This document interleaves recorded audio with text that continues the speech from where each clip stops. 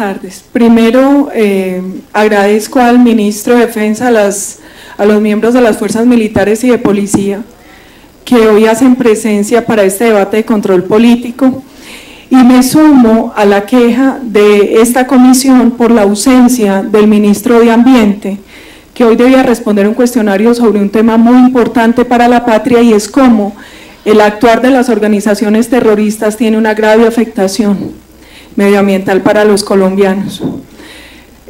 Agradezco la presencia, pero también hago un llamado para próximos debates, porque de acuerdo al artículo 243 de la Ley Quinta, mínimo 48 horas antes deben llegar las respuestas, y la respuesta del Ministerio de Defensa consta aquí que llegó ayer y a nosotros nos las hicieron llegar el día de hoy.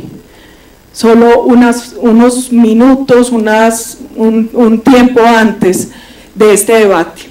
Hay varias cosas que quisiera señalar en este momento. La primera es que aquí se hizo un análisis sobre el tema de las cifras de seguridad. Bien lo señalaba el presidente de esta comisión, el doctor Chamorro, el tema de seguridad, para los que hemos estudiado el tema, es un tema de realidad y de percepción. No solo basta bajar los índices de inseguridad, sino que la ciudadanía se sienta más segura. Y la realidad de hoy en Colombia es que ni los índices ni la percepción ha mejorado. Y yo quiero hacer un llamado de atención, porque mi compañero de bancada, el doctor Alfredo Rangel, llama la atención basado en cifras del ministerio sobre un deterioro de la seguridad, pero más allá de eso, a mí me preocupa la inconsistencia de las cifras del Ministerio de Defensa, tal como aparece en el informe de Guaycaica, como aparece en un informe de Rafael Guarín y en una serie de informes, donde al tomar pantallazos de lo que aparece mensualmente en los informes de logros de la política integral de seguridad y defensa para la prosperidad, uno encuentra que las cifras, digámoslo gentilmente, son revisadas, y uno entiende eso, pero en algunos casos las variaciones son absurdas. Por ejemplo, en el caso de cifras de homicidio, de hurto a comercio, cuando uno compara lo que aparece en enero de 2014 y en noviembre de 2013, la cifra de homicidio de 2012 en enero de 2014 era 16.440. En cambio, esa misma cifra, según el reporte que había en noviembre de 2013, 2 meses antes, era de 15.038. La diferencia es muy alta. Y cuando se compara la cifra que existía 2 meses antes, entonces la variación ya no es que haya disminuido el homicidio 7,34, sino que aumentó el 1,3. Y lo mismo pasa con el hurto a comercio. Cuando se analiza el hurto a comercio, las cifras que había en enero de 2012 habla de 21.530 y la otra habla de 14.316. Tengo que reconocer que cuando se comparan las cifras del ministerio en enero de 2014, en noviembre de 2013, la variación de la misma cifra se presenta casi en todos los delitos, salvo en el caso de secuestro, que en ese caso sí puede suceder que en una revisión, que yo también sé que se hacía porque yo también hice parte del gobierno de Álvaro Uribe, pues sí se puede presentar algún tipo de variación. Cuando analizamos las cifras de 2013 y 2012, en otro periodo, porque hicimos varios muestreos, hicimos este muestreo y aquí están todas las cifras, hay unas variaciones que difícilmente se podrían explicar. Entonces yo sí pido de manera muy respetuosa que se verifique este tema, porque uno, para poder tomar decisiones sobre política de seguridad, debe partir de un diagnóstico que tiene que ver con conocer perfectamente la realidad de qué es lo que está sucediendo en temas de seguridad y violencia en el país. Otro tema que quiero tocar y que tocaban mis compañeros ahora es el asunto de haber tomado la decisión política de negociar en medio de las hostilidades. ¿Qué preocupación tengo yo? La misma que tienen varios compañeros de esta comisión, y es qué difícil hacer que los colombianos crean en un proceso cuando las FARC habla de paz y posa de político en La Habana y aquí sigue cometiendo acciones terroristas.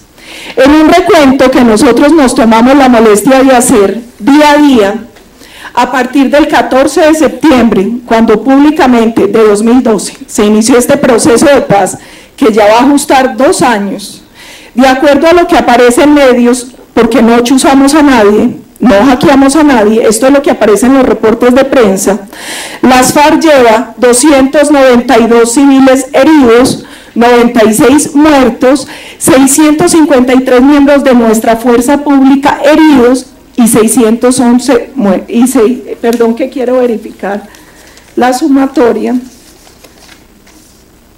611 muertos en estos 2 años del tal proceso de paz. Otra cosa que quisiéramos señalar es que tal como aparece en la citación, hay una preocupación básica y es no solo lo que está pasando, que es muy grave, con la vida de tantos colombianos civiles y de los soldados y policías, porque en un Estado social de derecho es igual de grave la muerte de un civil que la de un soldado y un policía, como también las graves repercusiones económicas. Ahora lo señalaba el senador Mauricio Liscano.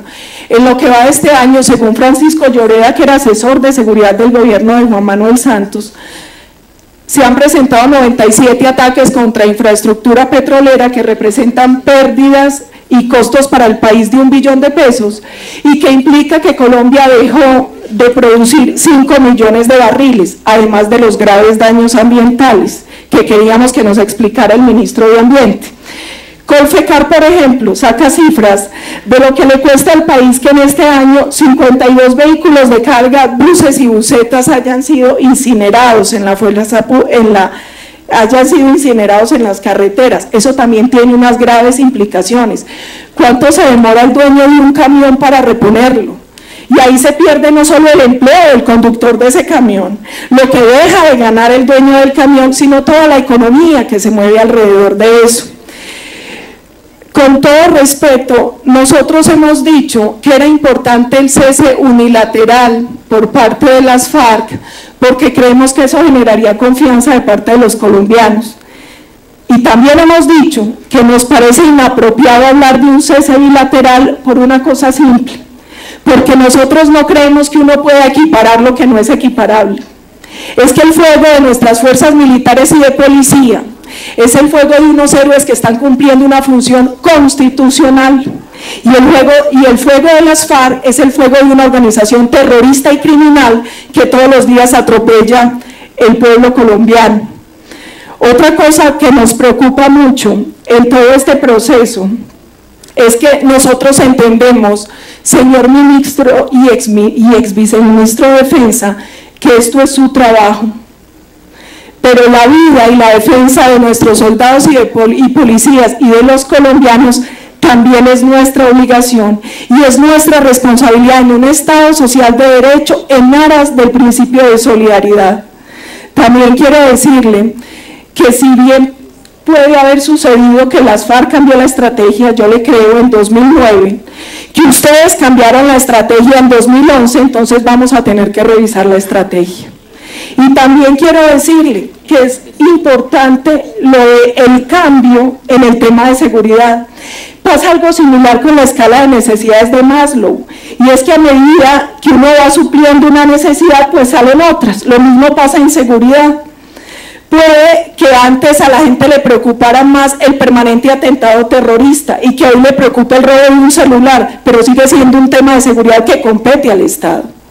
Y en eso también quiero ser clara, porque estamos hablando, es que ya como actos terroristas se contabilizan las pequeñas cargas explosivas, pero es que además de eso ellos siguen volando torres de energía, siguen volando los oleoductos y siguen provocando actos de terrorismo.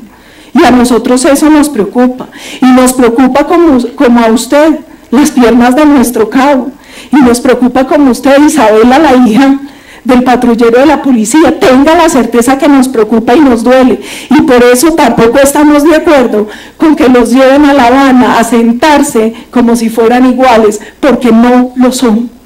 Y nosotros como Estado no podemos permitir que en la medida en que con estos discursos gana una supuesta legitimidad las FARC, la perdemos nosotros como Estado y la pierde nuestra fuerza pública. Señor ministro, para evitar suspicacias, usted dijo, mire, hasta en China suceden actos terroristas y allá no hay partidos políticos. Es que los partidos políticos no cometen actos terroristas. Los actos terroristas los cometen organizaciones terroristas. Y yo sé que usted lo hizo sin mala intención, pero quiero evitar suspicacias porque usted forma parte de un gobierno que permanentemente nos llama a los opositores ultraderechas, neonazis y ahora empresa criminal.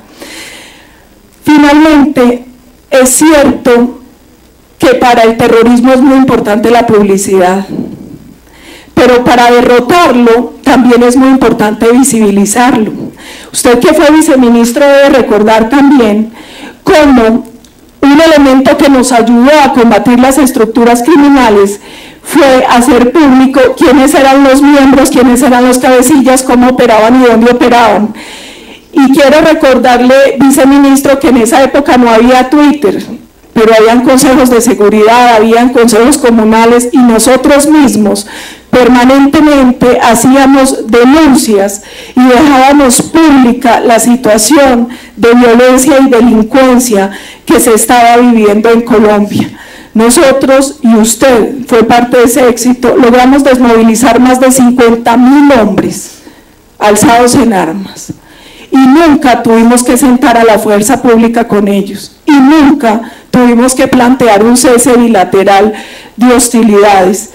Le reitero, nosotros tenemos todo el afecto y el respeto por nuestras fuerzas militares y de policía. Quiero dejar claro que mostrar el problema de la inseguridad, el problema de la violencia, de la delincuencia, del terrorismo, no es un tema que se haga con el fin de atacar a los soldados y policías. Se hace porque tenemos una obligación con el pueblo colombiano, y más ahora desde el Congreso de la República. Y finalmente hago una observación a nuestro compañero, el senador Galán. El senador Galán reconoció el esfuerzo del gobierno Uribe y habló de los costos, y en los costos mencionó los altos positivos. Senador Galán, falsos positivos. Senador Galán, los falsos positivos nunca fueron una política de gobierno, nunca fueron una instrucción, nunca fueron una línea de la política de seguridad democrática que usted lideró como viceministro también, ministro Pinzón. Entonces yo creo que en eso también es importante hacerle claridad a los colombianos. Muchas gracias.